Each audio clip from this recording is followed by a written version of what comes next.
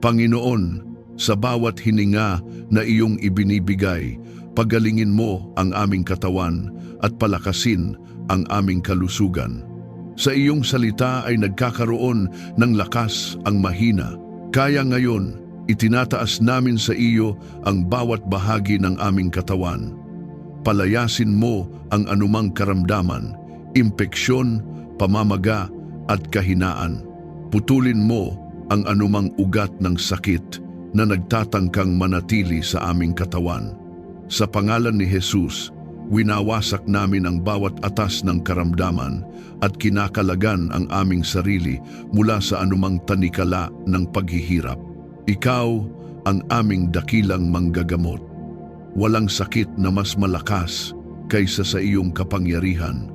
Walang diagnosis ang may huling salita sapagkat ikaw ang may hawak ng aming hininga. Kung may mga karamdaman na matagal nang bumabagabag sa amin, ipinapahayag namin ang iyong paggaling na dumadaloy ngayon. Kung may mga bahagi ng aming katawan na nanghihina, ibinabalik mo ang sigla. Kung may pagod na nag-ugat sa aming laman, pinapalitan mo ito ng banal na lakas.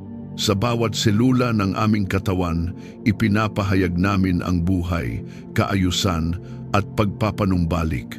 Linisin mo ang aming isip mula sa pag-aalala at takot upang makapagpuri kami ng may kagalakan.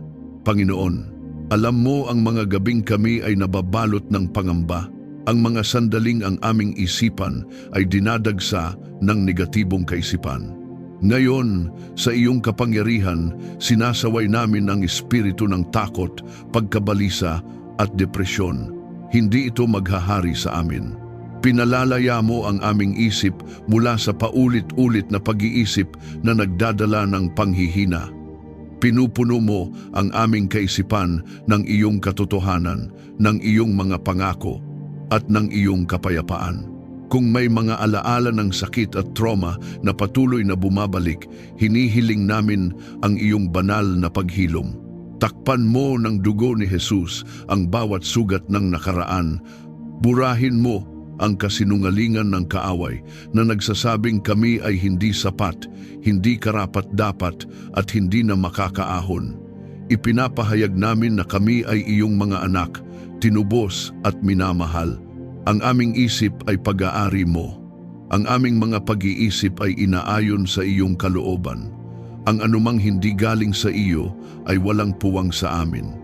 Buhayin mo ang aming espiritu upang lagi ka naming sambahin sa gitna ng anumang sitwasyon. Buhayin mo ang apoy ng pananampalataya sa aming kalooban. Huwag mong hayaang maging malamig ang aming pag-ibig sa iyo. Sa halip, lalo mo kaming sindihan ng pagnanais na hanapin ang iyong presensya. Tulad ng masiglang tugtog ng papuri sa awit 150, punuin mo ang aming puso ng sigla at pag-asa. Tulad ng tunog ng trumpeta, ipahayag namin ang iyong tagumpay. Tulad ng tamburin at alpa, hayaang umalingaw-ngaw ang aming pasasalamat. Tulad ng malakas na simbalo, durugin mo ang anumang espiritual na kadiliman na nagtatangkang lumapit sa amin. Sa bawat pagpupuri namin, nagigiba ang mga karamdaman. Sa bawat pag-angat ng aming mga kamay, bumabagsak ang mga plano ng kaaway laban sa aming kalusugan. Gawin mong ang aming tahanan ay maging lugar ng pagpupuri at kagalingan. Hayaang ang bawat silid ay mapuno ng iyong presensya. Kung saan may dating sigawan at pagod, palitan mo ng awit ng papuri.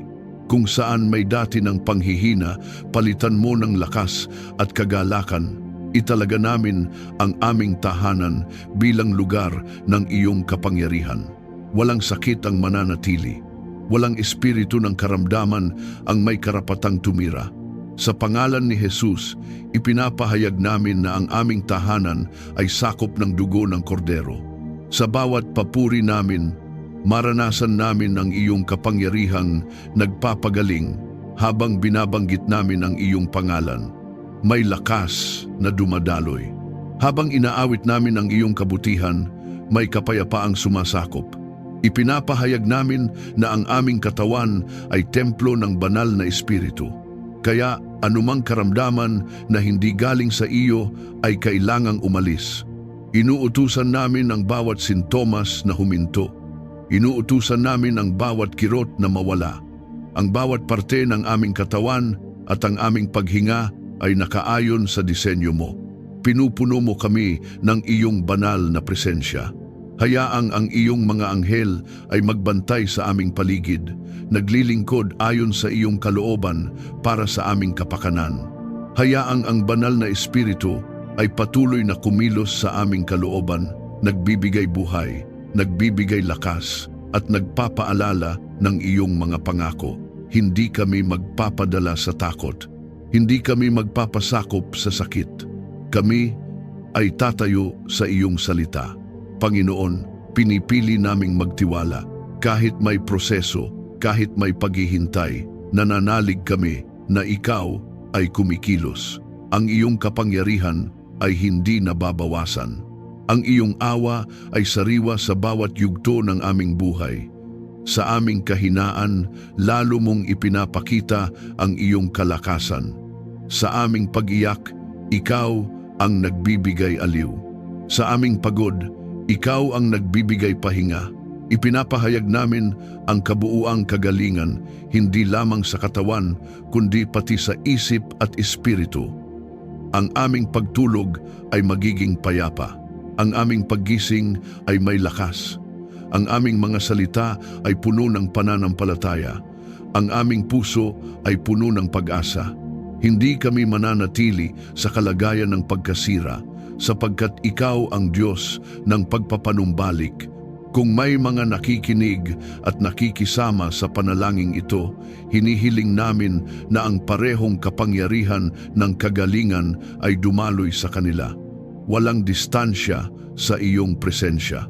Kahit saan naroroon ang bawat isa, abutin mo sila, hipuin mo sila, iparamdam mo ang iyong kapangyarihan, ipaalala mo na hindi sila nag-iisa. Ipaalala mo na ikaw ang kanilang sandigan at manggagamot. Kung naniniwala kang tinatanggap mo ang kagalingan habang ikaw ay nananalangin, itype sa mga komento, "Ako ay ganap at buo sa kapangyarihan ng Diyos." Hayaan itong maging iyong pahayag ng pananampalataya at patuloy nating itaas ang pangalan ng Panginoon habang ang kanyang kagalingan ay malayang kumikilos sa aming buhay. Panginoon, balutin mo ang aming sarili at pamilya ng iyong banal na proteksyon. Ikaw ang aming kanlungan, ang aming matibay na tanggulan sa gitna ng anumang banta. Sa iyong presensya, walang makapipinsala sa amin, kaya inilalapit namin sa iyo ang aming buhay, ang aming asawa, mga anak, magulang, kapatid, at bawat mahal sa buhay namin. Takpan mo kami ng iyong banal na kamay. Palibutan mo kami ng iyong apoy na hindi kayang lampasan ng kaaway. Ilayo mo kami sa kapahamakan, sakit, at anumang panganib.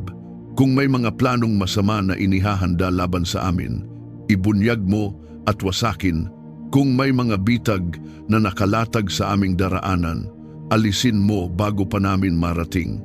Pinapawalang bisa namin sa pangalan ni Jesus ang bawat lihim na atake, bawat paninira, bawat sumpa at bawat atas ng kadiliman laban sa aming pamilya.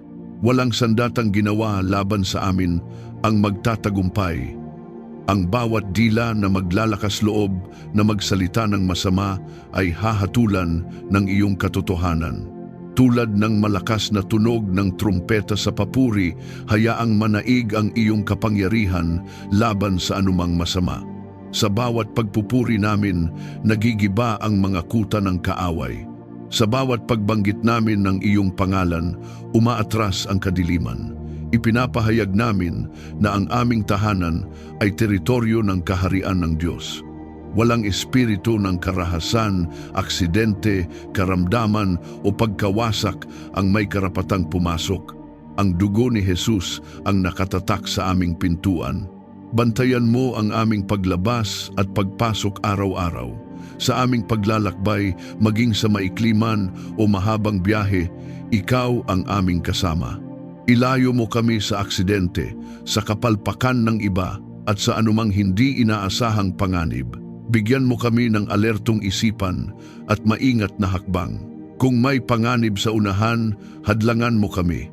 Kung may maling direksyon, ituwid mo kami. Ipadala mo ang iyong mga anghel upang magbantay sa aming daraanan at tiyaking kami ay ligtas na makararating sa aming pupuntahan. Maghari ang iyong presensya sa aming tahanan bilang aming tanggulan. Hayaang ang bawat sulok ng aming bahay ay mapuno ng liwanag. Kung may anumang bakas ng takot, galit o kaguluhan, palayasin mo. Itinatakwil namin ang bawat espiritu ng pagkakawatak-watak, ang bawat impluensya ng kadiliman na nagtatangkang sirain ang aming pagkakaisa. Sa pangalan ni Jesus, pinuputol namin ang bawat henerasyonal na sumpa, bawat paulit-ulit na siklo ng problema na hindi galing sa iyo. Hindi na ito magpapatuloy sa aming angkan. Sa bawat hininga ng papuri, itatag mo ang iyong pananggalang sa paligid namin. Habang kami ay umaawit at nagpapasalamat, magtayo ka ng pader ng apoy sa aming paligid. Ang iyong presensya ang magsilbing bakod na hindi kayang suungin ng anumang masamang puwersa. Kapag may takot na kumakatok sa aming isipan, paalalahanan mo kami na ikaw ang aming tagapagtanggol. Kapag may balitang nakapagpapayanig, itanim mo sa amin ang katiyakan na kami ay nasa ilalim ng iyong pangangalaga. Panginoon, kung may mga lihim na pakana ang kaaway laban sa aming kalusugan, kabuhayan o relasyon, inilalantad mo ito at winawasak.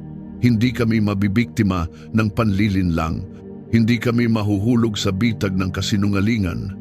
Bigyan mo kami ng espiritual na paningin upang makilala ang tama at mali. Turuan mo kaming maging mapagbantay, ngunit hindi nababalot ng takot. Sapagkat ang aming tiwala ay hindi sa aming sariling lakas, kundi sa iyong kapangyarihan. Kung may anumang impluensya ng kadiliman sa aming kapaligiran, sa aming komunidad, lugar ng trabaho o paaralan ng aming mga anak, ipinapahayag namin na mas dakila ka. Ang iyong liwanag ay sumisinag at tinataboy ang anino. Ang iyong katotohanan ay pumapalit sa kasinungalingan. Ang iyong kapayapaan ay pumapalit sa kaguluhan. Hindi kami magpapasakop sa kultura ng takot. Kami ay tatayo bilang mga taong may pananampalataya, may autoridad at may paninindigan sa iyong salita. Palakasin mo rin ang aming loob laban sa panloob na pag-atake, ang mga bulong ng pagdududa, ang mga kaisipang nagpapahina ng loob, ang mga akusasyon ng kaaway. Ipinapahayag namin na kami ay pinatawad, tinubos at inaring ganap sa pamamagitan ni Jesus. Walang paghatol ang mananaig sa amin. Walang kasalanang inamin at pinagsisihan ang magagamit pa laban sa amin.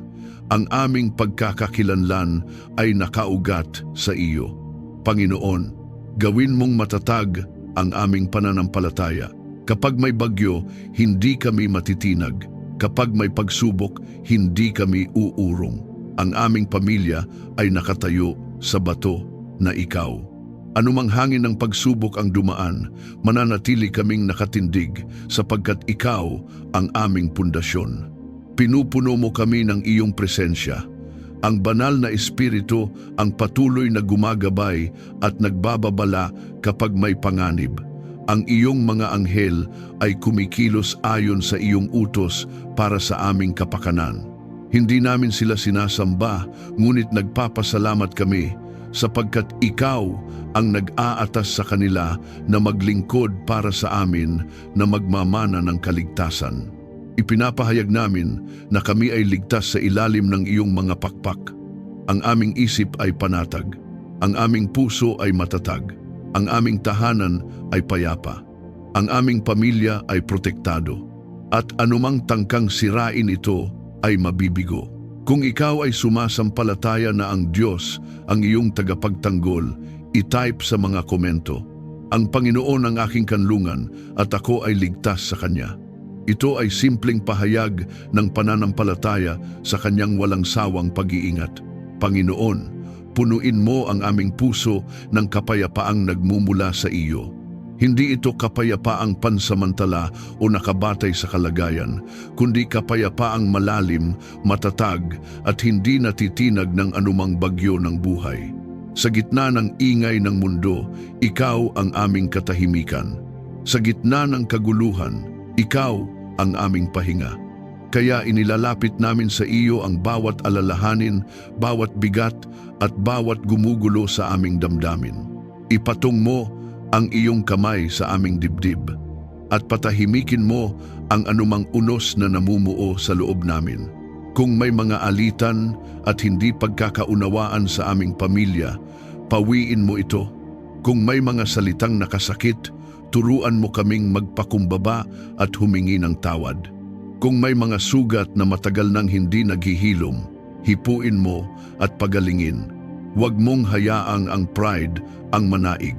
Huwag mong hayaang ang galit ang magdikta ng aming mga kilos. Sa halip, itanim mo sa amin ang pusong marunong makinig, pusong marunong umunawa, at pusong handang magpatawad. Pag-isahin mo kami sa pagmamahalan. Kung paanong ang iba't ibang tunog ay nagiging iisang awit ng papuri, gawin mo ring iisa ang aming puso at layunin. Kahit magkakaiba ang aming personalidad at pananaw, pagdugtungin mo kami sa tali ng iyong pag-ibig. Huwag mong hayaang masira ang aming samahan dahil sa maliliit na bagay. Turuan mo kaming piliin ang kapayapaan kaysa sa pakikipagtalo, ang pag-unawa kaysa sa pagmamataas. Panginoon, may mga sandali na ang aming isipan ay puno ng ingay, mga alalahanin sa kabuhayan, sa kalusugan, sa kinabukasan ng aming mga anak. Sa mga sandaling ito, paalalahanan mo kami na ikaw ang may hawak ng aming bukas. Hindi kami mabubuhay sa pangamba. Hindi kami magpapatalo sa pag-aalala. Sinasaway namin ang espiritu ng kaguluhan at pagkabalisa sa pangalan ni Jesus. Ipinapahayag namin na ang aming isip ay sakop ng iyong kapayapaan. Kung may tensyon sa aming tahanan, palitan mo ito ng katahimikan na galing sa iyo. Hayaang ang aming mga salita ay maging malumanay at puno ng biyaya. Bantayan mo ang aming dila upang hindi kami makapagsalita ng makasisira.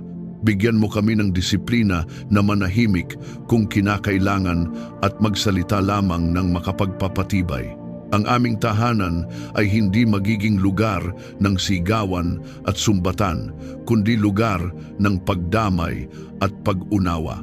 Panginoon, turuan mo kaming maging mahinahon at mapagpatawad. Hindi madali ang magpatawad, lalo na kung malalim ang sugat, ngunit ikaw ang aming lakas. Ipaalala mo sa amin kung paanong kami ay iyong pinatawad sa pamamagitan ni Jesus. Kung paanong ang aming mga pagkukulang ay iyong tinakpan ng iyong awa, tulungan mo rin kaming magpakita ng parehong awa sa iba. Palayain mo kami mula sa bigat ng sama ng loob, sapagkat habang kami ay kumakapit sa galit, kami rin ang nabibigatan. Ngunit habang kami ay nagpapatawad, kami ay pinapalaya mo. Manahan ang iyong kapayapaan sa bawat sulok ng aming tahanan, sa aming sala, sa aming kusina, sa aming silid, at maging sa aming mga pag-uusap, ikaw ang manguna. Hayaang maramdaman ng bawat pumapasok sa aming bahay ang iyong presensya. Hayaang ang aming tahanan ay maging kanlungan hindi lamang para sa amin, kundi maging sa iba na naghahanap ng pahinga. Gawin mo kaming daluyan ng iyong kapayapaan sa aming komunidad. Kung may mga panloob na labanan na hindi nakikita ng iba, mga tahimik na pag-iyak, mga lihim na pagod, mga tanong na walang sagot, ikaw ang sumagot. Iyakap mo kami sa iyong presensya. Ipaalala mo na hindi kami nag-iisa sa aming pinagdaraanan. Ang iyong kapayapaan ay hindi lamang kawalan ng problema, kundi katiyakan na kasama ka namin sa bawat hakbang. Kahit may unos sa paligid, may katahimikan sa aming kalooban dahil ikaw ang nasa gitna. Pinupuno mo kami ng iyong banal na espiritu, na siyang nagbibigay ng kapanatagan at malinaw na pag-iisip. Kapag may desisyong kailangang gawin, hindi kami magmamadali dahil sa takot. Maghihintay kami, sa iyong direksyon. Kapag may balitang nakagugulo, hindi kami agad magpapanik. Mananalangin kami at magtitiwala. Ang aming puso ay hindi basta-basta matitinag sapagkat ito ay nakaugat sa iyong mga pangako. Ipinapahayag namin na ang kapayapaan ng Diyos ang maghahari sa aming relasyon bilang mag-asawa, bilang magulang at anak, bilang magkakapatid. Ang anumang pagtatangkang paghiwalayin kami ay mabibigo. Ang anumang binhing ng hidwaan ay hindi tutubo. Sa pangalan ni Jesus, winawasak namin ang bawat plano ng kaaway na maghasik ng pagkakawatak-watak. Ang aming pamilya ay pinag-isa ng Diyos at walang makapaghihiwalay. Sa aming pagpupuri, maranasan namin ang kapahingahan ng aming kaluluwa. Habang inaangat namin ang iyong pangalan, bumababa ang iyong kapayapaan. Habang pinupuri ka namin, nawawala ang bigat. Ang aming pagsamba ay nagiging daan upang maranasan namin ang iyong malalim na pahinga. Hindi kami mabubuhay sa patuloy na pagod at tensyon. Pinipili naming pumasok sa iyong kapahingahan. Panginoon, gawin mong ang aming buhay ay maging patotoo ng iyong kapayapaan. Sa gitna ng mundo na puno ng kaguluhan, makita nawa sa amin ang kakaibang kapanatagan na galing sa iyo. Kapag may magtanong kung bakit kami panatag, maipahayag namin na ikaw ang dahilan. Ikaw ang aming kapayapaan. Ikaw ang aming katiyakan. Kung tinatanggap mo ang kapayapaan ng Diyos sa iyong puso, itype sa mga komento. Ang kapayapaan ng Diyos ang naghahari sa akin. Ito ay pananampalataya na tayo ay lumalakad sa banal na kapayapaan. Aming Diyos, pagkalooban mo kami ng karunungang mula sa iyo sa bawat desisyon. Hindi kami umaasa sa aming sariling pangunawa, sapagkat alam naming limitado ang aming pananaw. Ikaw ang nakakakita ng kabuuan, ang simula at wakas, ang nakaraan at ang darating. Kaya sa bawat pagpili na kailangan naming gawin, maliit man o malaki, inaanyayahan ka namin na manguna. Huwag mong hayaang kami ay kumilos ng padalos-dalos o dala lamang ng emosyon. Ibigay mo sa amin ang pusong marunong maghintay at makinig. Liwanagan mo ang aming isip upang maunawaan ang iyong kalooban. Kung may kalituhan, alisin mo. Kung may maling paniniwala, ituwid mo. Kung may impluwensya ng mundo na sumasalungat sa iyong katotohanan, putulin mo ang kapit nito sa aming pag-iisip. Sa pangalan ni Jesus, sinasaway namin ang espiritu ng panlilinlang at pagkalito. Hindi kami maliligaw, hindi kami malilinlang. Ang aming isip ay sakop ng iyong liwanag. Tulad ng malinaw na tunog ng simbalo, gawin mong malinaw ang iyong direksyon sa amin. Kapag ikaw ang nagsalita, hindi ito malabo. Kapag ikaw ang gumabay, may katiyakan. Turuan mo kaming kilalanin ang iyong tinig sa gitna ng maraming boses. Sa dami ng payo at opinyon na aming naririnig, tulungan mo kaming salain ang lahat ayon sa iyong salita. Ang anumang hindi nakaayon sa iyo ay hindi namin tatanggapin, gaano man ito kaganda sa paningin ng iba. Panginoon, turuan mo kaming pumili ng tama at makatarungan sa aming trabaho, sa aming negosyo, sa aming pakikitungo sa kapwa. Ilayo mo kami sa anumang pandaraya o kompromiso. Huwag mong hayaang kami ay maakit sa madaling daan kung ito naman ay taliwas sa iyong kalooban. Mas pipiliin naming ang tuwid at makatarungang landas kahit ito ay mas mahirap sapagkat alam naming ikaw ang nagtataguyod sa mga namumuhay ng may integridad.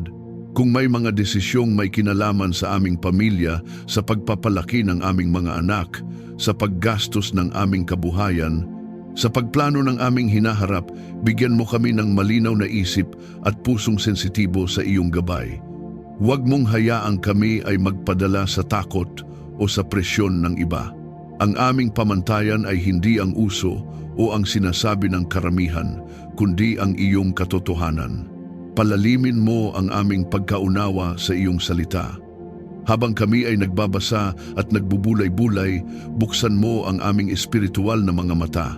Huwag itong manatiling letra lamang, kundi maging buhay at aktibong kapahayagan sa amin. Kapag may sitwasyong hinaharap, ipaalaala mo ang talatang kailangan namin.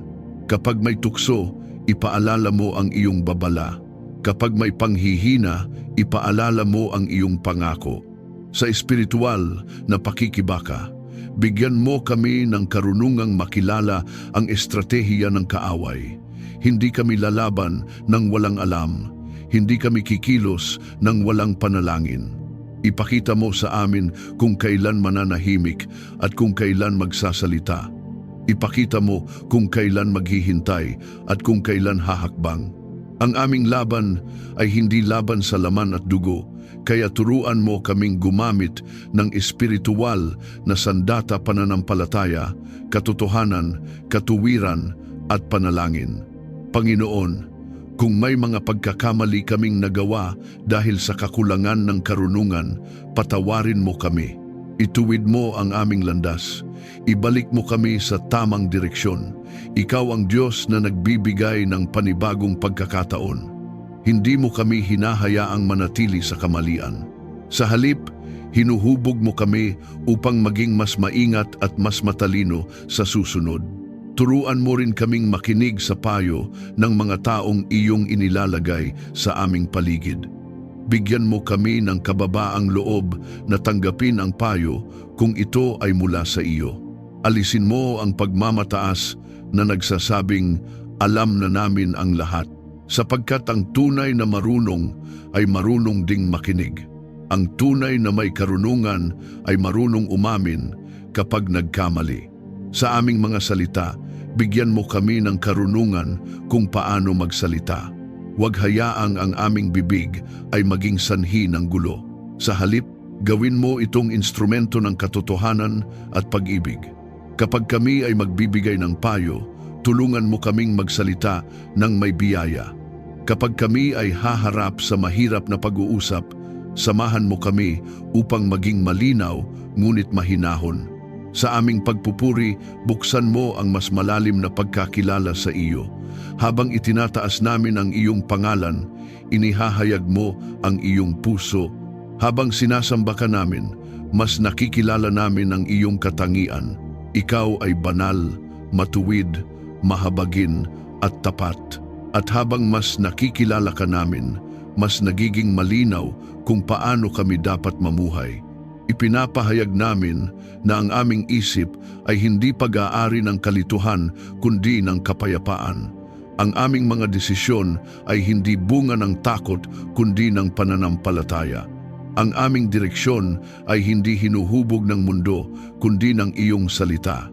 Sa pangalan ni Jesus, tinatanggap namin ang karunungang mula sa itaas, malinis, mapayapa, makatuwiran at puno ng mabubuting bunga.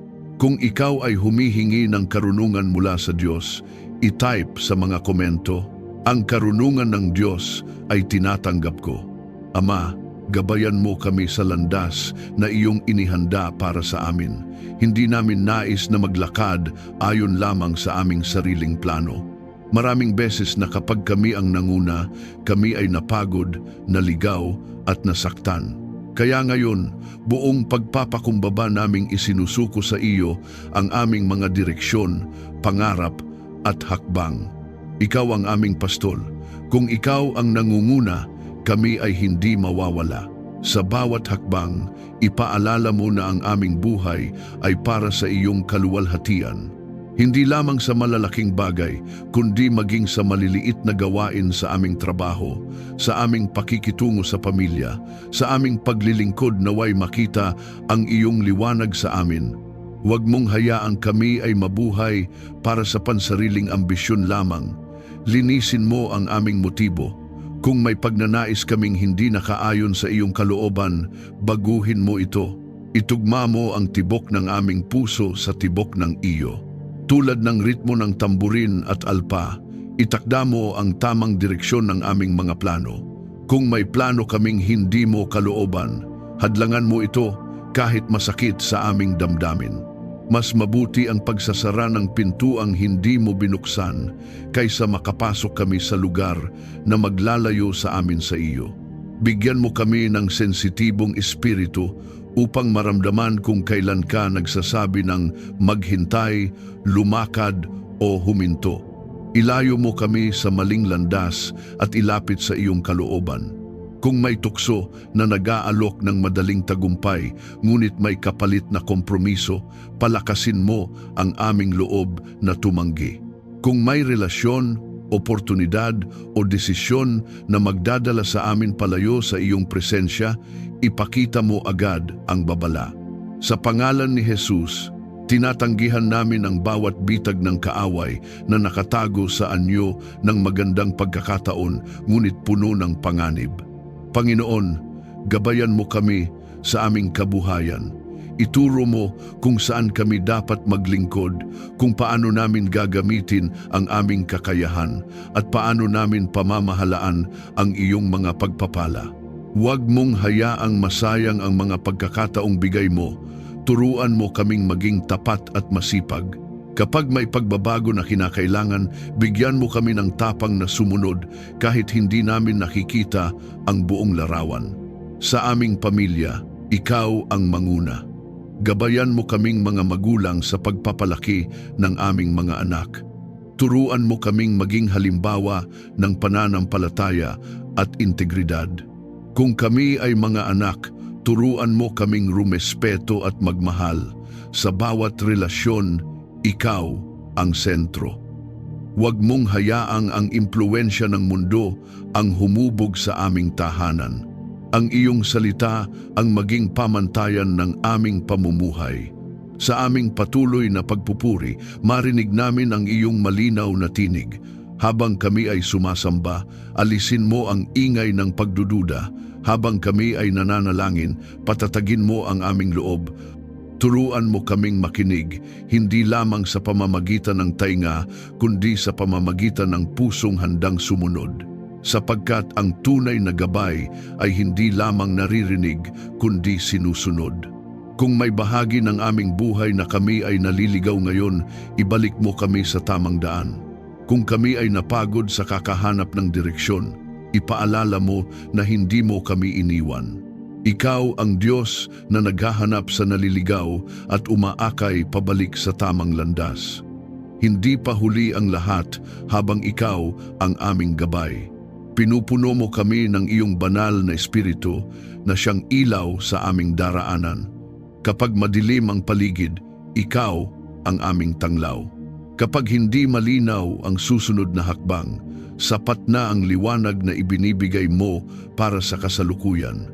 Turuan mo kaming magtiwala kahit isang hakbang lamang ang nakikita namin. Ipinapahayag namin na hindi kami basta-basta mapapahamak sapagkat ikaw ang umaakay sa amin. Ang aming mga hakbang ay pinagtitibay mo. Ang aming landas ay inaayos mo. Ang aming direksyon ay nasa iyong mga kamay. At habang kami ay sumusunod, alam naming dinadala mo kami sa lugar ng iyong layunin, kapayapaan at pagpapala. Kung nais mong gabayan ka ng Diyos sa bawat hakbang, i-type sa mga komento, Panginoon, ikaw ang manguna sa akin. Ito ay pahayag ng pagtitiwala sa direksyon ng Diyos. Panginoon, ibuhos mo ang iyong pagpapala sa aming sarili at pamilya. Ikaw ang pinagmumulan ng lahat ng mabuti.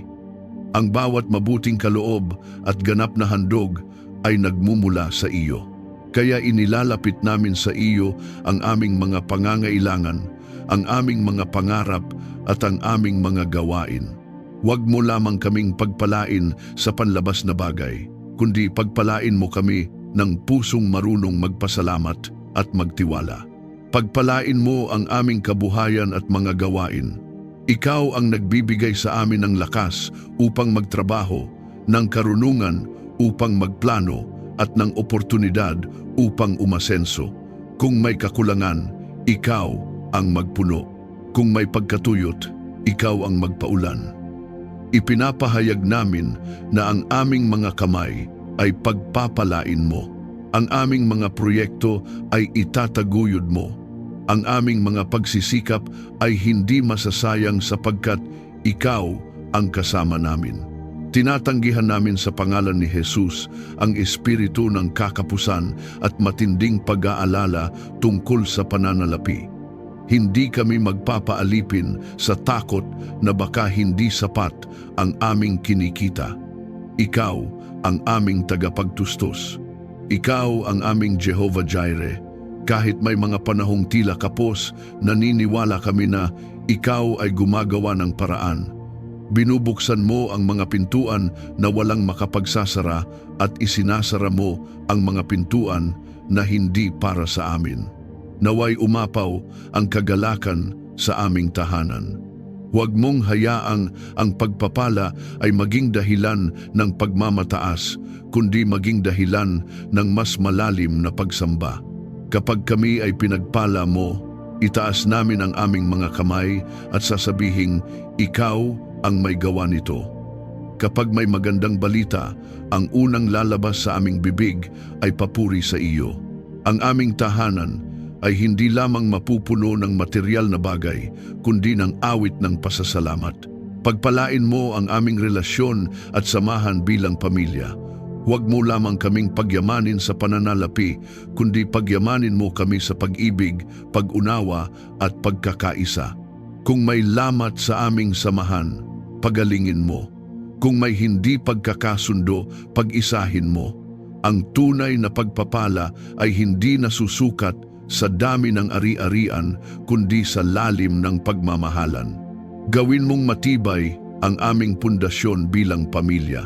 Panginoon, gawin mong daluyan kami ng pagpapala sa iba. Huwag mong hayaang ang mga biyayang tinatanggap namin ay manatili lamang sa amin. Turuan mo kaming magbahagi. Buksan mo ang aming mga mata sa pangangailangan ng iba. Bigyan mo kami ng pusong maawain at kamay na handang tumulong. Sa tuwing kami ay magbibigay, ipaalala mo na hindi kami nababawasan sapagkat ikaw ang patuloy na nagpaparami. Sa espiritual na pakikibaka, ipinapahayag namin na ang pagpapala ng Diyos ang mananaig laban sa anumang sumpa. Kung may mga salitang negatibo na binigkas laban sa amin noon, pinapawalang bisa namin ito sa pangalan ni Jesus.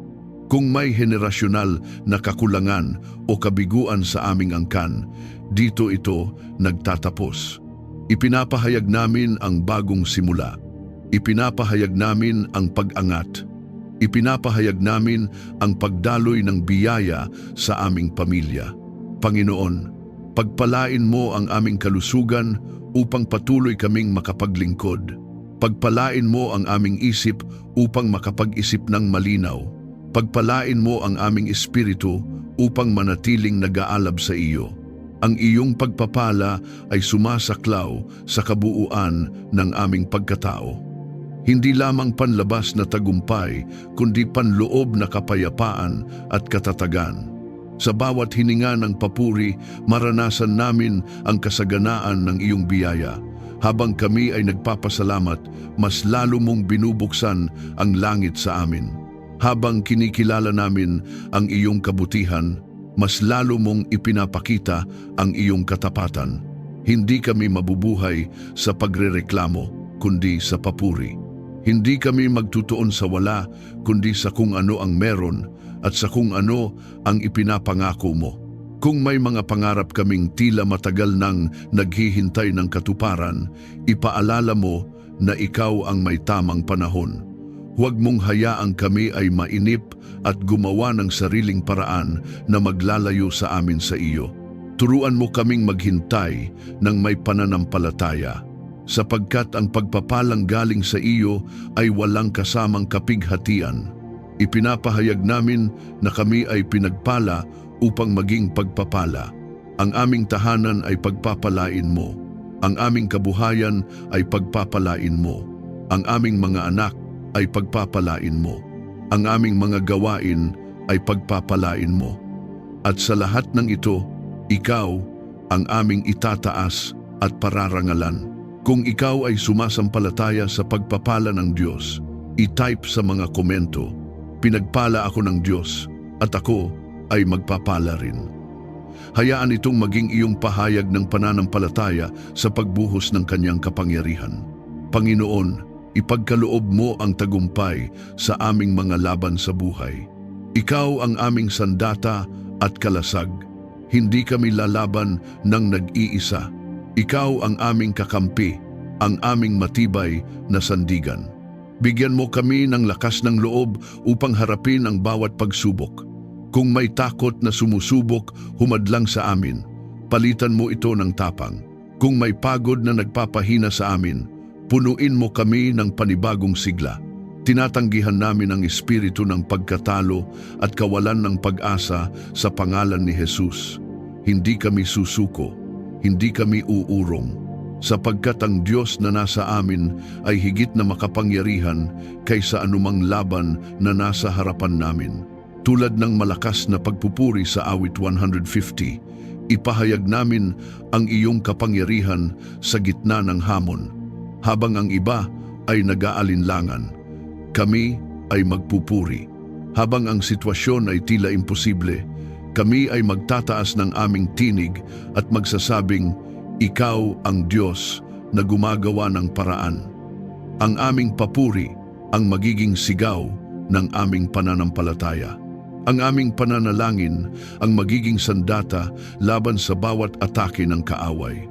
Pagtibayin mo ang aming pananampalataya hanggang makamtan ang tagumpay. Huwag mong hayaang kami ay panghinaan ng loob sa gitna ng proseso. Turuan mo kaming magtiwala kahit hindi pa namin nakikita ang resulta, sapagkat ang tagumpay na galing sa iyo ay sigurado. Ang bawat laban na ipinagkakatiwala namin sa iyo ay may katiyakang panalo. Sa huli, naway ang bawat tagumpay ay magbalik ng papuri at kaluwalhatian sa iyo. Hindi namin aangkinin ang karangalan. Hindi namin sasabihin kami ang may gawa. Ikaw ang dahilan ng aming pagbangon.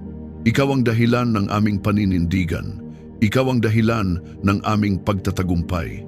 At sa bawat tagumpay na aming mararanasan, ang lahat ng papuri, karangalan at kaluwalhatian ay ibinabalik namin sa iyo sa makapangyarihang pangalan ni Jesus. Amen. Maraming salamat sa muli mong pakikiisa sa ating sandali ng panalangin at pagpupuri. Sa bawat pagbanggit ng kabutihan ng Diyos, sa bawat tahimik na luha at bawat awit ng pasasalamat, naniniwala akong siya ay kumikilos sa iyong buhay. Kung may dalang pasasalamat ang iyong puso, o may kahilingan kang nais ipagkatiwala sa Panginoon, maaari mo itong ibahagi sa mga komento. Sama-sama tayong mananalangin, magpupuri at magtitiwala sa kanyang katapatan. Kung ikaw ay napagpala ng panalangin ito, inaanyayahan kitang i-like, i-share at mag-subscribe upang mas marami pa tayong maabot at mas marami pang puso ang mapalakas sa kanilang espiritual na paglalakbay. Manatili kang matatag sa pananampalataya, patuloy na magpuri at hayaang ang bawat hininga ay maging papuri sa Kanya. Pagpalain ka ng Diyos. At hanggang sa muli nating pagsasama sa panalangin at pagpupuri, God bless you.